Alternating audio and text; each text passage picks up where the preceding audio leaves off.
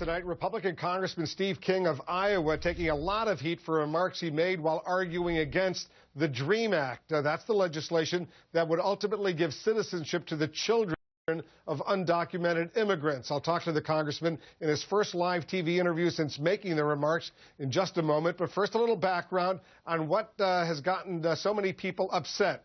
In a recent interview, Congressman King said many undocumented children, the vast majority, in fact, are drug mules. Listen to this. Some of them are valedictorians. Well, my answer to that is, and by the way, their parents brought them in. It wasn't their fault. It's true in some cases, but they aren't all valedictorians. They weren't all brought in by their parents. For everyone who's a valedictorian, there's another 100 out there that they weigh 130 pounds and they've got calves the size of cantaloupes because they're hauling 75 pounds of marijuana across the desert. The House Speaker, John Boehner, called the language hateful, and the House Majority Leader, Eric Cantor, called it inexcusable. But today, Congressman King doubled down, saying the facts support his words. And it's not the first time he's made controversial comments about immigrants. In the 2012 speech, he compared legal immigrants to bird dogs. Listen to this. You want a good bird dog, and you want one that's going to be aggressive? Pick the one that's the friskiest, the one that's engaged the most, and not the one that's over there sleeping in the corner. If you want a pet to sit on the couch, it's the one that's sleeping in the corner. But that's, so you get the pick of the litter, and you got yourself a pretty good bird dog. Well, we got the pick of every donor civilization on the planet because it's hard to get here. They had to be inspired to come. We got the vigor from the planet to come to America. Just days ago, Congressman King stood by those remarks, saying his speech was actually complimentary to immigrants. Keeping them honest, plenty of people didn't see it that way. Congressman King is joining us right now. Congressman, thanks very much. And I want you to respond, give you a chance to respond. First of all, to the Speaker of the House, John Boehner. He called your comments about immigrants and drug smuggling wrong. And he said this, he said there can be honest disagreements without using hateful language. And as you know, the Majority Leader Eric Cantor said, and I'm quoting him now, I strongly disagree with his characterization of the children of immigrants and find the comments, in his word, inexcusable. So do you want to revise and amend, as they say, your comments? Are you standing by them? Well, of course I wouldn't revise and amend. And first, I've got to back a couple things up, Wolf. And one of them is that discussion about the pick of the litter is about self-selected legal immigrants who are the cream of the crop, the vigor of the American civilization. And that speech was clear, and nobody there thought otherwise. And so this has been regenerated across through the media. Then, neither did I describe the vast majority of those who would come in here as drug smugglers. What I said is that for every valedictorian, there are 100 per valedictorian that are smuggling drugs into the United States. And I think the numbers support that.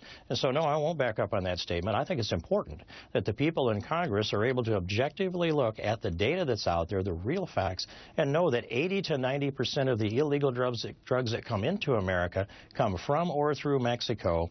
And the people that are carrying them are increasingly young people. Now, remember, the DREAM Act goes all the way up to 35. We're just talking about young people here, but we're seeing that the numbers of those arrested have gone a multiple of 10 times over the last year and a half or so. And in Mexico, there are the multiples also.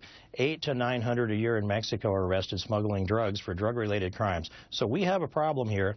These people would be legalized with those valedictorians as well. That's my point, and I think it's important we stop, look at the facts, and take a deep breath and analyze what's going on here. We're setting policy for the destiny of America. Let's talk about that, because another one of your fellow Republican congressmen, Raul Labrador of Idaho, you know him, he called your comments, and I'm quoting him now, irresponsible and reprehensible. Can you see how someone might be offended by those comments, someone who may even agree with some of the policy proposals you're taking, but they take issue with your language? And, you know, I would suspect that none of those people that you've referenced their quote ever saw the video of what I did, nor read through the full transcript of what I said. Instead, they're reacting to what a reporter has said to them, which is going to be an edited version of this, and they ought to take a deep breath. And I would do this. If I were going to make derogatory comments about my colleagues, I would go listen to what they said, and I would have an objective opinion. So I think none of those people do have. You think John Boehner and Eric Cantor and Raul Labrador would react so bitterly and angrily against you if they didn't get a full picture of what you actually said accurately? I don't think any of them saw the video or read the full text. I think they were reacting to a part of it, and it may well have been the staff recommendation. Let me play the clip one more time, because I want to be fair to you. Here's exactly what you said that has generated this uproar. Listen to this. Some of them are valedictorians. Well, my answer to that is, and then, by the way, their parents brought them in. It wasn't their fault. It's true in some cases, but they aren't all valedictorians. They weren't all brought in by their parents. For everyone who's a valedictorian, there's another 100 out there that they weigh 130 pounds and they've got calves the size of cantaloupes because they're hauling 75 pounds of marijuana across the desert. All right, so for every valedictorian who's a dreamer, as they call them, there's, what, 100 out there who are smuggling drugs? Is that what you're saying? Well, yes. And, you know, you only get one valedictorian per class per year.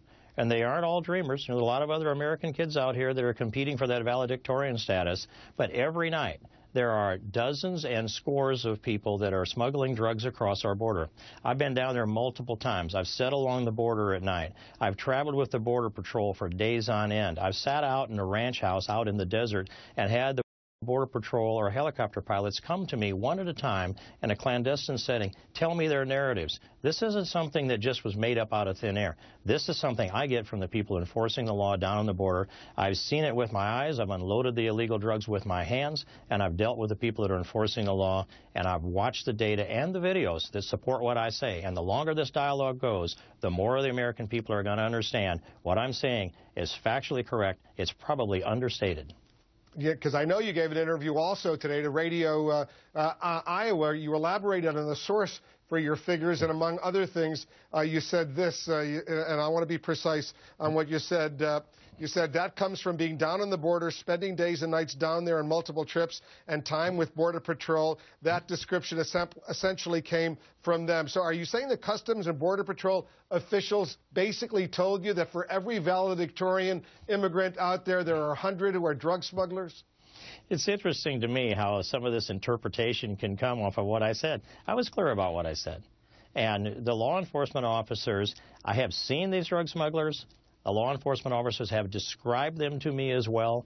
They know what they're doing. They have to chase people down now. The people they meet in the crossing the border illegally used to surrender themselves when they encounter Border Patrol agents. Now more often they will take flight or fight. And these are the characteristics that you'll hear from the people that are putting their lives on the line to defend us. And so, no, I wasn't talking about the ratio. They don't know. Border Patrol agents don't know how many valedictorians we have that are also dreamers. In fact, I don't know that the public knows either, but I can tell you it's not nearly as many as the advocates for the DREAM Act would like to have you believe. And if you want to see what's going on politically, run a little word search through the congressional record, through the Senate and the House, and see how many times the word valedictorian pops up. And I'll tell you that it peaked in 2006 in the middle of our immigration debate, and it threatens to peak again now because they would like to characterize this as being about valedictorians. I say good. These kids are good kids. Some of these kids, it's not their fault. It's never the kids' fault. Yes, there's some really good kids that are part of this, and it's too bad that they're caught in this flux that we are in. But by the same token, you will also be legalizing those people that are breaking our laws in a very bad way, smuggling drugs into the United States, not just crossing the border, but making money with illegal activity, smuggling contraband into the United States. And we need to know about that and weigh that in with our policy. Remember, though, well, I'll just tell you that I believe in the dignity of every human person. It's a faithful tenet with me. And what I've said here is descriptive, it's accurate, and it should not offend anybody because it's also objective.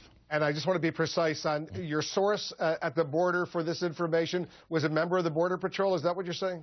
There's a number of Border Patrol agents, a number of ICE agents, a number of helicopter pilots and Custom Border Protection personnel. A number of those folks down there know me, and I hope to go back again and reconnect with them. I think you'll find that when you talk to the agents, they're going to tell you Steve King's right, and we should not, as a Congress, stick our head in the sand because we feel some political pressure. We've got to do the right and objective thing. We only get to do this once. There's no putting the genie back in the bottle, Wolf. Congressman King, thanks for joining us. Thanks for having me.